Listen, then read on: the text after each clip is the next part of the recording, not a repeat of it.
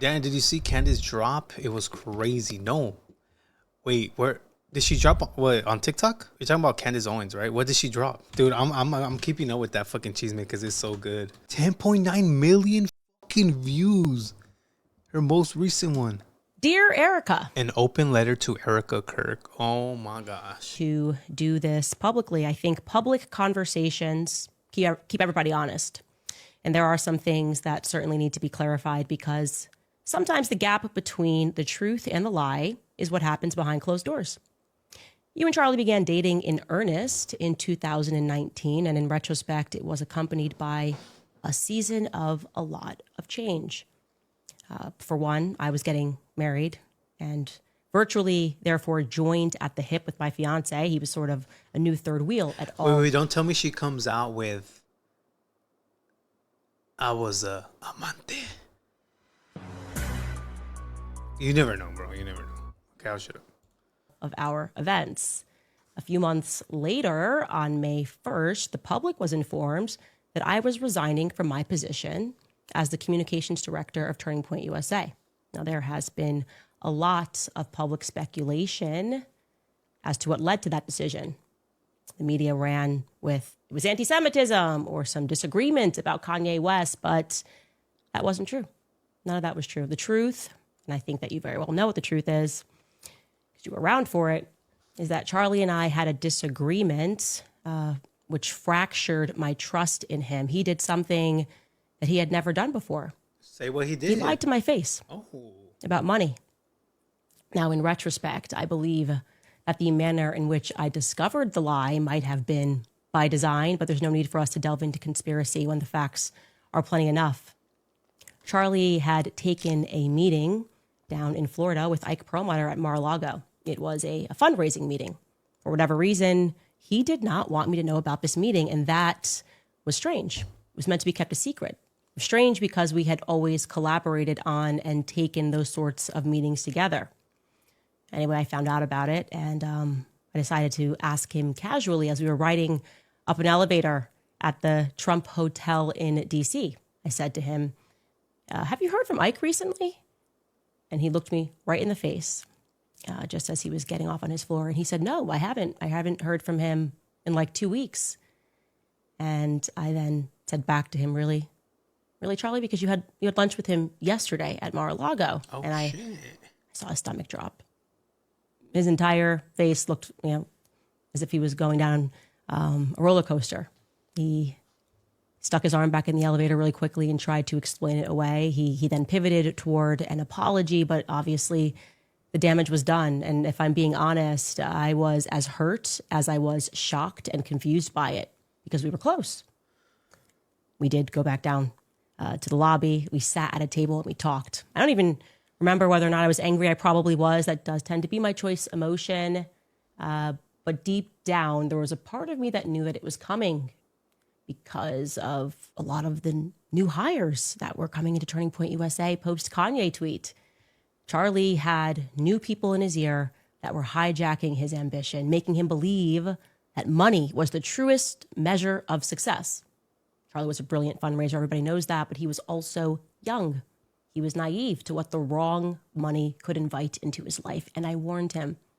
I warned him in that restaurant. I warned him specifically about Stacey Sheridan. Everything about her made my skin crawl. And I suspected she and Tyler had something to do with it. I also warned him about Schaefer Security and Dan Flood. You can check the text messages because you have them. And now I am left wondering, obviously, if Charlie had heeded my advice, if he would still be alive. I've also come to another realization that I missed at that time. Maybe the newest and the biggest influence in his ear. Who was that, obviously? It was you. You were shit. the No newest way. and biggest influence in Charlie's life. You kind of all arrived at the same time. Maybe she never liked Candace, and she told what's-his-face, Charlie, to fire her ass. Fake ass. And you too, Erika, you lied to my face as we sat down in that hotel and we spoke for 4 hours. But I want to be clear, it was different. You see, with Charlie, I could forgive him. We were always like brother and sister. We went on tours thereafter. But you didn't do it, when you lied, you didn't do it out of naivety. You didn't do it because you were young and being pulled into the wrong direction by bad faith actors. Andrew Colvett was never going rogue. You knew that. Every single evil thing that was done to me was done with your blessing. And I consider the onslaught of attacks that I had to endure, they were evil. I don't know if y'all could tell, but dude, I could tell when they had, not when, I just had a feeling Erika never liked Candace. And then when they had this whole like, oh, we're going to meet and talk about shit. That was a fake ass meeting from Candace. Fake ass meeting. That's why, fake ass meeting from Erika. Candace, that's the reason she keeps going, because she knows Erika's fake. Fake ass shit, dude. Just my opinion, though. Just my opinion. Because you knew I was telling the truth, and you authorized people with an incredible amount of money to attack one of the few people in politics who was actually grieving your husband. You knew we had a deep friendship. You knew I was telling the truth about the Catholic thing, about everything. You allowed these people to lie and to say that Charlie and I hadn't spoken since 2019. I mean, it's crazy how much of a lie that was. You authorized it, and I now know that. The question is why? It was so cruel. It was so mean, right? Why impart that on someone who you know, within a sea of snakes, actually cared about Charlie and didn't want anything out of the organization? Maybe it's because I was like a loose end. One person that wasn't controlled by an organization. I'd just kind of proven that I'd rather lose everything to say something that I don't believe, least of all for money. I mean, maybe it's also because you have his phone. And when I revealed to the public that he had predicted his own death in remarkable detail, maybe you went back and you read the rest of those messages, the ones that I haven't yet revealed to the public, because in retrospect, those messages they're pretty terrifying because they're precise and it feels prophetic. Charlie was gifted. You know that. I know that. And the government most certainly knew that as well since he was a kid. Gifted where? Gifted in what area? Being racist or what? Which is why it was at least very interesting to me that you told the New York Times, something that most people didn't pay attention to, but you told the New York Times the night before his murder, Charlie's, and I'm going to quote this, you said that Charlie's adrenal glands were just going off. He couldn't sleep. I know enough about Charlie to know what that... Damn, did Charlie know this shit was coming, bro? That means that Charlie was being bothered. He was probably having visions like he was in 2018, probably a clearer vision than the one that I had that you guys tried to mock, that danger was coming. And I'm going to go ahead and say that it wasn't about a Jezebel article written by some leftists. Please stop saying that because it's not true. I know Charlie, a leftist article didn't upset him in this way. Didn't make him call a priest to pray over him. Oh, dude, yeah, listen. If he had to call a priest to pray over him, yeah, he knew he was gone, bro. He knew he was gone or something was up, man. Fuck, I wonder if Candace is scared for her life because she's been spilling the beans. At this point, I don't think she is. Because if something does happen to her, everyone's gonna be like, yo, Candace was right. Candace is gonna be in hell saying, yo, oh, you see, I was right. You know what I mean? So, okay, I don't know if she's gonna go to hell, dude. I'm just saying. He thought someone was going to kill him. He did. He expressed that in writing. And you did not lose those text messages. You knew that. Charlie and I spoke a lot about his third eye. That's why that sentence caught my attention in the article. He spoke about the street lamps that would go off when he would run, about the special school that he had to go to. We spoke about a lot of the things that were strange in our childhood, the testing that both of us had to endure. We spoke about the fact... Wait, what does she mean by third eye? Third eye, huh? That we could both astral project. You know all of this, of course. You have his phone. And how surprised we were when we learned that not everybody does that naturally. Sleep paralysis, you name it. We had conversations about it. And if Charlie's adrenal glands were going off, it was probably maybe for the very same reason that I pulled my kids out of school days before he was murdered because I sensed danger was coming. And since we are being open, I also want you to know that it struck me as odd when you said in that interview with Jesse Waters that you wanted Charlie to have a good night's sleep. He was so excited. So you sent him to sleep in his daughter's room. I know, it just registered me as a little bit backwards. I wanted... I know, bro. Yo, you know what? Just imagine, babe, I want you to get good ass sleep, you know. Get the best sleep of your life. Go sleep on that fucking twin bed in our daughter's bedroom. Instead of like, you know what? Go sleep on our king bed, dude. Go. Nah, she said sleep on the twin bed. I'm just saying. Maybe they do. Maybe they don't have one. But still, like, why wouldn't you put them to sleep in your own bedroom? I don't know. My husband to have a good night's sleep because of something he had the next day. I'd probably let him sleep in the room, and I would sleep in my daughter's room. Facts. Flagged that. I also thought what was interesting is that you said the next morning when he snuck in, he grabbed his wedding band. Again, minor detail, but I asked myself, why was his wedding band off? But enough with speculation. Here are the facts. I now have verifiable proof in writing that Justin Strife and you lied to me. You know exactly who Pierre is. Why did Justin Strife say that he had never heard of Pierre? It's crazy. Justin, why would you do that? Justin. You know him. You've met with him. You've personally met with Pierre.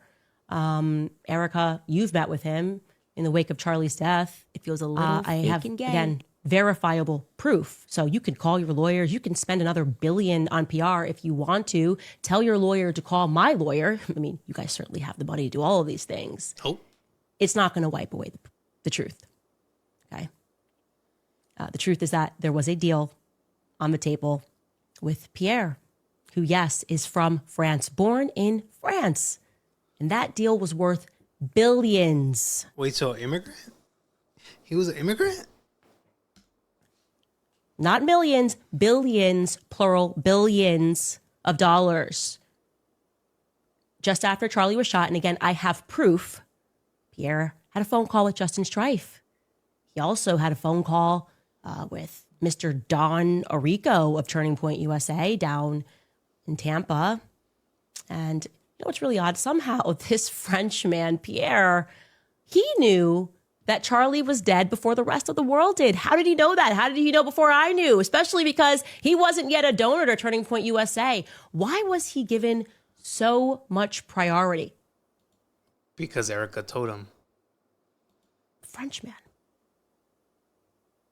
I'm interested.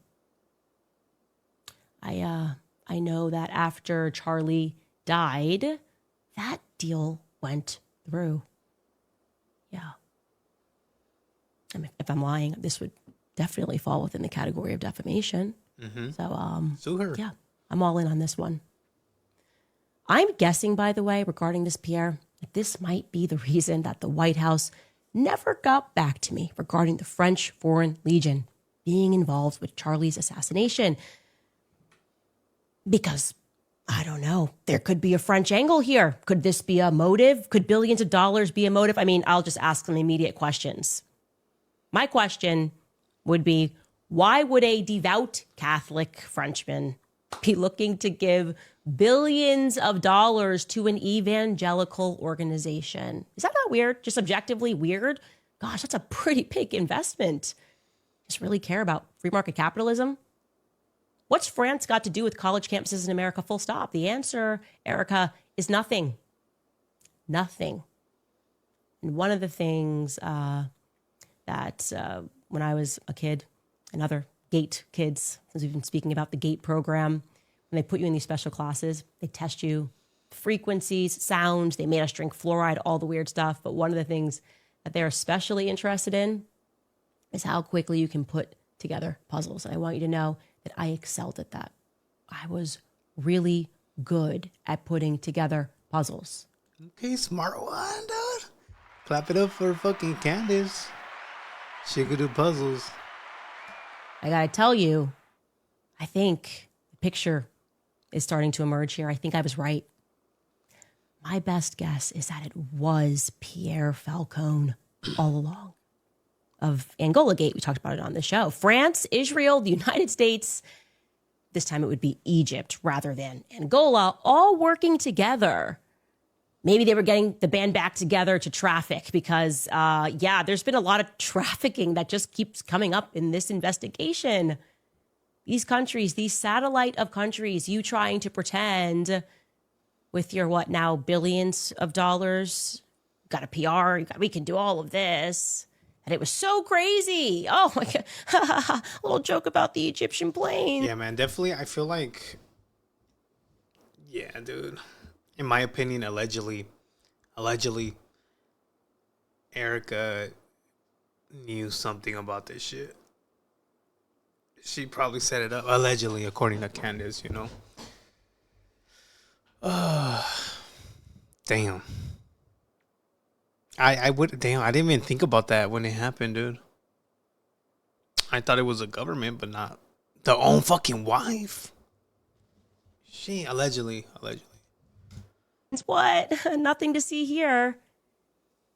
This is my theory. There's a lot to see here because you were lying to cover Bibi Netanyahu's tracks. That's very strange. You were there when Bibi Netanyahu called. Andrew told me that Bibi offered to take Turning Point USA to the next level and that Charlie turned him down. Yeah, we saw those text messages.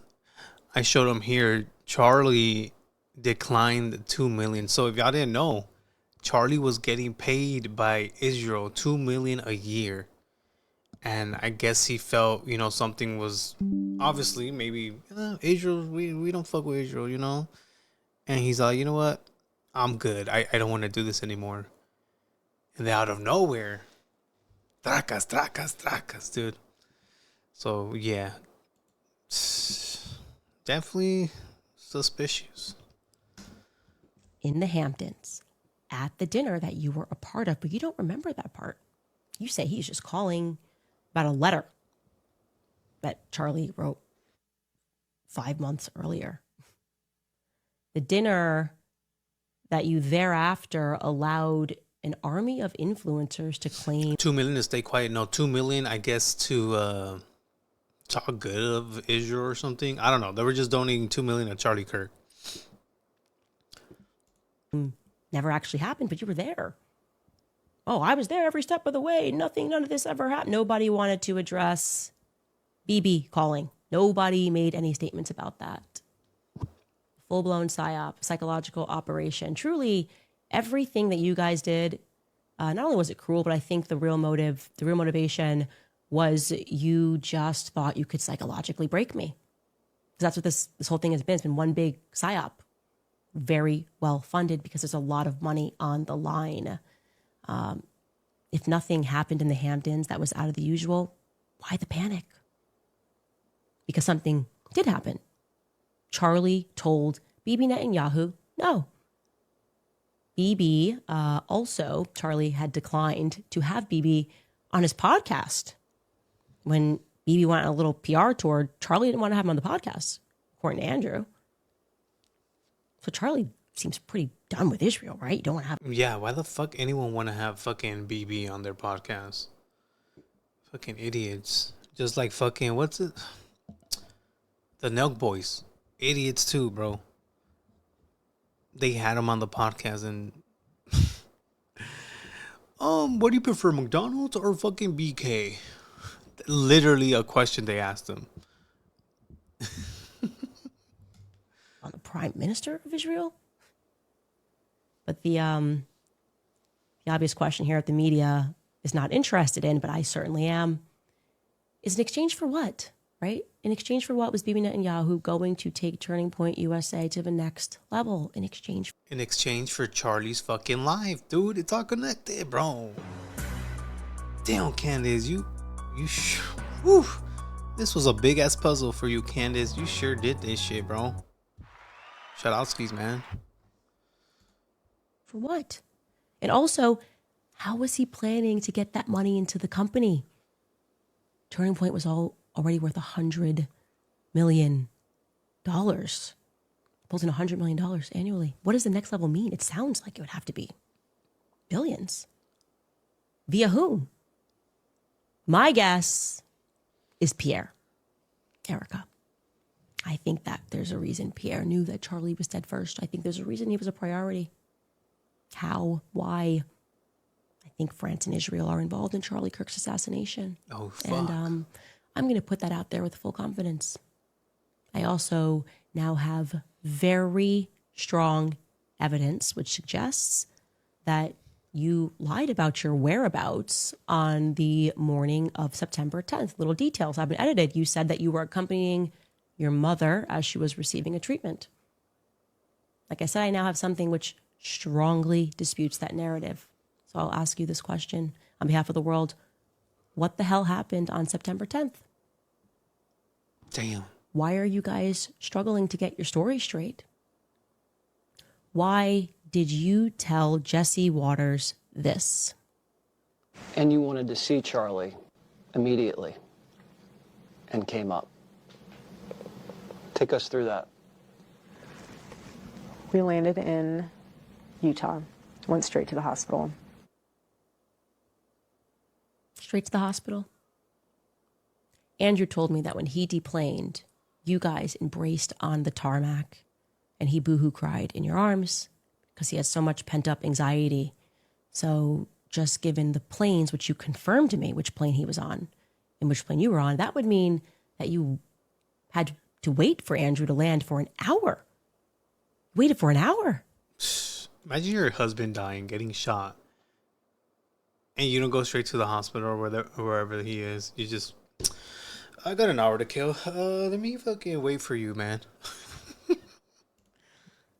Don't do the thing where you tell me that Andrew went rogue. Don't do that, Erika. You're lying.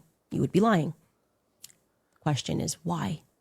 Why did you wait? And how long did you wait? He's fucking lying, bro. And who was on the Egyptian planes? Who took off to Delaware? Who stayed behind to communicate on that second plane that was transponding for no reason? I think you know what I know, which is that I'm going to find out. Damn. This is not going to be a never-ending mystery. This is not going to be the JFK story. I'm going to figure out exactly what happened, and I'm getting very close, against all odds, against billions. You might have the billions, but I have the truth. So that's what I wanted to say to you. Not gonna lie, I'm scared for Candace now, bro. She better be fucking careful, dude. El pollo is loco.